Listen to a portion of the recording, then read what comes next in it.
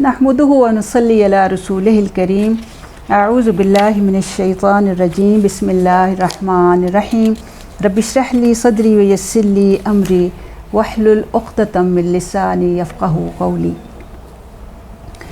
हिजाब डे के हवाले से हम हिजाब के बारे में बात कर रहे हैं कि हिजाब की रवायत जो है वो क्या है और जदीद चैलेंजेस जो हैं इसके मुकाबले में जो हैं वो क्या हैं।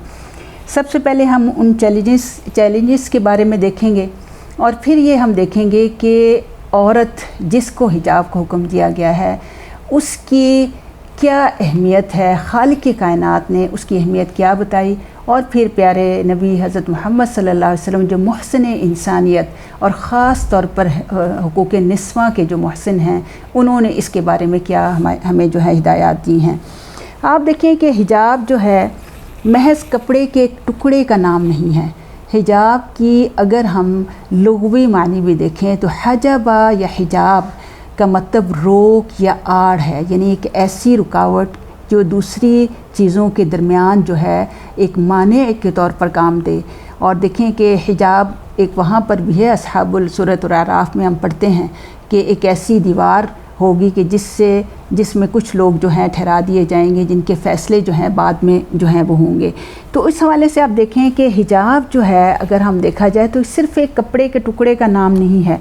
और ये इतना ताकतवर टुकड़ा है कि हर वक्त ये कपड़े का टुकड़ा जो है मीडिया में भी ज़ेर बहस जो है रहता है, और इसके बारे में कानून साज असम्बलियाँ जो हैं कवानीन तैयार भी करती हैं, पास भी करवाती हैं, और बहुत सारे फ़ैसले इसके हवाले से जो हैं वो होते रहते हैं। और इसके हवाले से अगर हम देखें कि जदीद दौर में हिजाब के हवाले से क्या क्या बातें हुई हैं, आप देखें कि शुरू में इसे मुस्लिम ख़वातीन की ज़हनी पसमानदगी की अलामत भी जो है इसको करार दिया जाता रहा। एक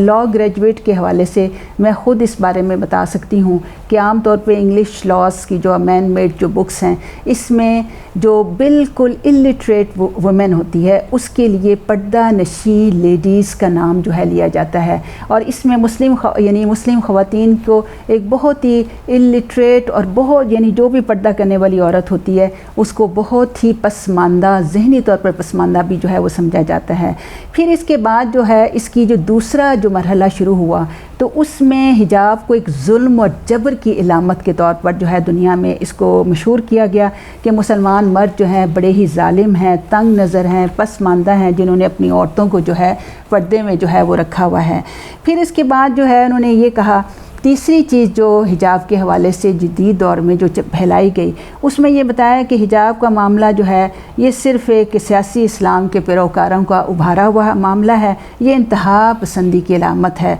और बस ये कि हिजाब को एक बहुत ही इंतहा पसंदी की अलामत और दहशत गर्दी की अलामत जो है बना दिया गया। फिर इसके बाद जो है आहिस्ता आहिस्ता फिर इसके बारे में जो है कहा गया कि नहीं जी ये कल्चरल और एक सिविलाइजेशन का नाम है, यानी किसी के कल्चर में जो है ये हिजाब है, यानी उसको एक कल्चरल स्टेटमेंट में जो है उसको ढाल दिया गया। फिर उसके बाद आप देखें कि अल्हम्दुलिल्लाह अब 21वीं सदी का दौर है, और इस दौर में हिजाब का ये टुकड़ा जो है आज़ादी की एक बहुत बड़ी इलामत बनकर और मुसलमान औरत के एतमाद और तफ़ाखुर मुस्लिम शनाख्त बनकर उभर रहा है। अल्हम्दुलिल्लाह आज आप देखें कि जगह जगह दीन की तालीम भी अल्हम्दुलिल्लाह जो है वो आम हो रही है, और ये अब जो है ये पूरी दुनिया में हिजाब लेने वाली ख़वातीन, चाहे वो अमेरिका हो चाहे वो यूरोप हो, किसी भी जगह पे हो, हर जगह मुस्लिम ख़वातीन जो हैं अपने इस इम्तियाज़ी निशान के साथ ज़िंदगी भी भरपूर तरीके से गुजार रही हैं, और हर ज़िंदगी के हर मोड़ पर और हर मैदान में जो हैं वो मसरूफ़ अमल भी जो हैं मसरूफ़ अमल भी मौजूद हैं। और इस हवाले से आप देखें कि अगर हम इसके एक सर्वे जो है एक अमेरिकन जो है बहुत बड़ी एक टीम है जिसको जो रिसर्च टीम है और जिनके आम तौर पर सर्वेस जो हैं बहुत ज़्यादा माने भी जाते हैं, पूरी दुनिया में इसको जो है अहमियत दी जाती है, PEWPU जो है इसका नाम है। तो उस हवाले से इन्होंने जो मुख्तलिफ़ ममालिक में इसका सर्वे किया तो सबसे ज़्यादा पाकिस्तान में 98% लोगों की राय ये है कि वो अपनी औरतों को घर से निकलते हुए پردے میں یا نقاب میں لے جانا پسند کرتے ہیں۔ صرف 2% لوگ ایسے ہیں کہ جو اپنی عورتوں کو بے پردہ یا سر جن کے ننگے ہوں ان کو لے جانا جو ہے وہ پسند کریں، اور تقریباً باقی ممالک میں بھی اسی طرح کی ریشو تھی، لیکن سب سے زیادہ پاکستان میں۔ اور ایک پاکستانی ہونے کے لحاظ سے ہم الحمدللہ یہ ایک بہت بڑی خوشخبری بھی ہے ہم سب کے لیے بھی، اور ہماری تو ظاہر ہے کہ ہماری پرائم منسٹر کی جو اہلیہ ہیں وہ بھی الحمدللہ باپردہ ہیں، اور یہ بھی ایک بہت بڑی جو ہے ایک بات ہے کہ جس کو ہم ایک خوش آئند ایک فیصلہ جو ہے وہ کہا جا سکتا ہے۔ پھر اس میں دوسری چیز جو ہم نے یہ دیکھنی ہے کہ عام طور پر حجاب جو لوگوں نے جو عورت کے حوالے سے جو کہا کہ عورت اسلام نے عورت کو پسماندہ بنا دیا ہے، اور مسلم مرد جو ہیں یہ بہت زیادہ ظالم ہیں کہ انہوں نے ایک حجاب میں جو ہے اس کو قید کر کے جو ہے وہ رکھا ہوا ہے۔ تو آپ دیکھیں کہ اسلام وہ واحد مذہب ہے الحمدللہ، اور پیارے نبی صلی اللہ علیہ وسلم محسن انسانیت اور محسن نسواں ہیں کہ جنہوں نے عورت کو اتنا متحرک اور اتنا زیادہ مقام دیا کہ ایک عرب شاعر نے تو اس پر طنز کرتے ہوئے کہا کہ محمد صلی اللہ علیہ وسلم جب سے آئے ہیں عورت ہی عورت ہونے لگی ہے۔ انہوں نے عورت کو جو کہ زندہ درگور ہو رہی تھی اس کو خوشبو اور نماز کے ساتھ یاد کیا۔ اور ایک دیکھیں کہ یہ حدیث ہے کہ پیارے نبی صلی اللہ علیہ وسلم نے فرمایا کہ مجھے عورتیں یعنی اپنی بیویاں اور خوشبو جو ہے بہت پسند ہیں، وجعلت قرۃ عینی فی الصلاۃ، اور میری اللہ نے آنکھوں کی ٹھنڈک جو ہے وہ نماز میں رکھی ہے۔ تو اس چھوٹی سی حدیث نے عورت کی وجود کو کس قدر خوبصورتی اور کتنی اہمیت جو ہے وہ عطا کی۔ آپ دیکھیں کہ پیارے نبی صلی اللہ علیہ وسلم جس دور میں تشریف لائے وہ ایسا جاہلیت کا دور تھا کہ جس میں عورت کو پاؤں کی جوتی سمجھا جاتا تھا، اس کو زندہ درگور کیا جاتا تھا۔ حضرت عمر بن عاص جو بھی مسلمان نہیں ہوئے تھے، جب ہجرت حبشہ کی طرف جانے والے مسلمانوں کو لینے کے لیے حبشہ میں پہنچے تو وہاں پر حضرت جعفر کی جب